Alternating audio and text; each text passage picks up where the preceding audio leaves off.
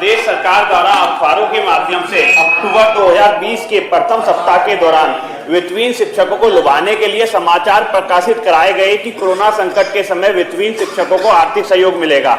इसी के क्रम में सरकार ने एक प्रारूप हेतु उत्तर प्रदेश के यूपी बोर्ड और अन्य विद्यालयों से 15,000 रुपए से कम एवं ज्यादा मानदेय प्राप्त करने वाले शिक्षकों की संख्या मांगी।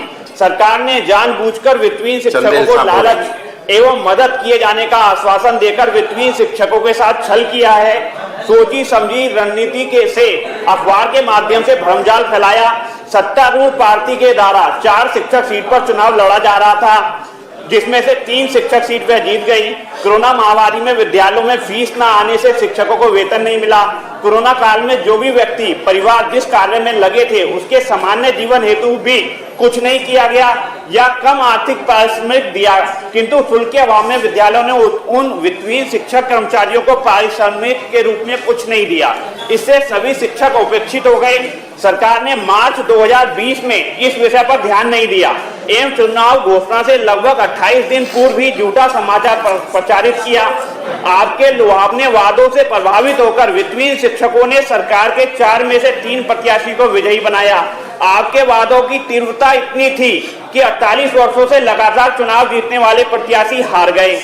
चुनाव जीतने के पश्चात सरकार ने इन वित्तहीन शिक्षकों को आर्थिक सहयोग नहीं दिया।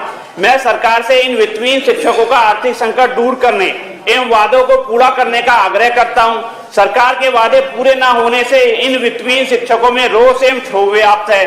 प्रकरण लोक महत्व से जुड़ा एवं तत्कालिक है, अतः सदन से मैं इस महत्वपूर्ण तत्कालिक विषय पर सदन की कार्रवाई रोककर चर्चा कराए जाने की मांग करता हूं। माननीय श्री राजभर, बस आकाश जी हो गया, अब आदरणीय चंदेल साहब बोल लेंगे। बस माननीय श्री राज बहादुर सिंह जी चंदेल, वैसे आप ही पर्याप्त बोल लेंगे। अग्रवाल जी थोड़ा सदस्य अधिष्ठाता महोदय मौका देते तो धन्यवाद महोदय। प्राचीन काल से ही हमारे जो देश में शिक्षक की बहुत ही ज्यादा महत्ता है। प्राचीन श्लोक से ही गुरु गोविंद, गुरु ब्रह्मा, गुरु विष्णु और गुरु गोविंद जैसे दोहे से हमारे गुरु की तुलना की गई है, उसे ईश्वर से भी ऊपर का स्थान दिया गया है। लेकिन ये इस बार जो चुनाव से पूर्व कार्य किया गया, ये किसी भी तरीके से नीति संगत और सत्य के आधार पर सही नहीं ठहराया जा सकता।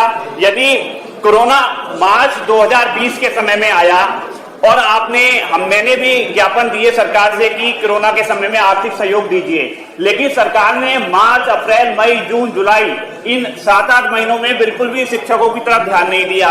जब चुनाव की घोषणा होने वाली थी तो उससे 28 दिन पूर्व भी अखबारों के इलेक्ट्रॉनिक मीडियम के द्वारा जानबूझकर सोची समझी रणनीति के तहत ये बात फैलाई गई कि शिक्षकों को आर्थिक सहयोग मिलने वाला है। जो सरकार के प्रत्याशी थे उनके द्वारा ये फैलाया गया कि मानदेय भी मिलने वाला है, जो पूर्णतया दुखद था।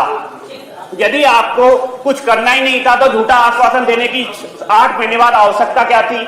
यदि गेहूं की फसल को अक्टूबर के महीने में पानी लगना है और आप उसे मार्च के महीने में पानी लगाएंगे तो फसल वैसे ही सूख जाएगी। हमारे जो शिक्षक थे, कुछ शिक्षकों ने आत्महत्या कर ली आर्थिक संकट की वजह से, कुछ ने मजदूरी करी।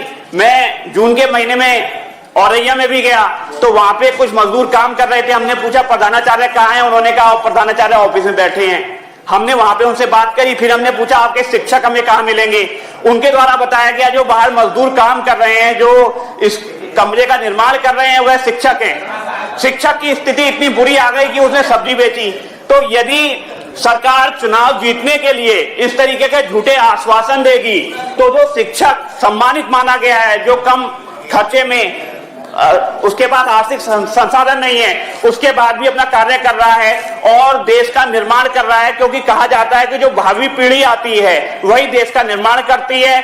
उन्हें हम सही और गलत का ज्ञान कराते हैं। यदि हम शिक्षक को इस तरीके से छला जाएगा, इस तरह से धोखा दिया जाएगा, तो आप चुनाव तो भले ही जीत जाएंगे, लेकिन इस देश के भविष्य का क्या होगा? आप 4 में से 3 शिक्षक सीट जीते, 75% आपका रिजल्ट है। 2017 में भी 315 सीटें सरकार के द्वारा जीती गई, वह भी लगभग 75% से अधिक थी। यदि 2022 में भी आपको वही प्रदर्शन दोहराना है तो जो शिक्षकों के साथ आप अनुचित कर रहे हो, अन्याय कर रहे हो, असत्य भाषण कर रहे हो, उसे रोक के मैं ये कहना चाहूंगा, भले ही वो बात विधान परिषद में नहीं कही गई, लेकिन एक आश्वासन दिया गया, तो उस बात को आश्वासन समिति में ले जाया जाए और शिक्षकों को आर्थिक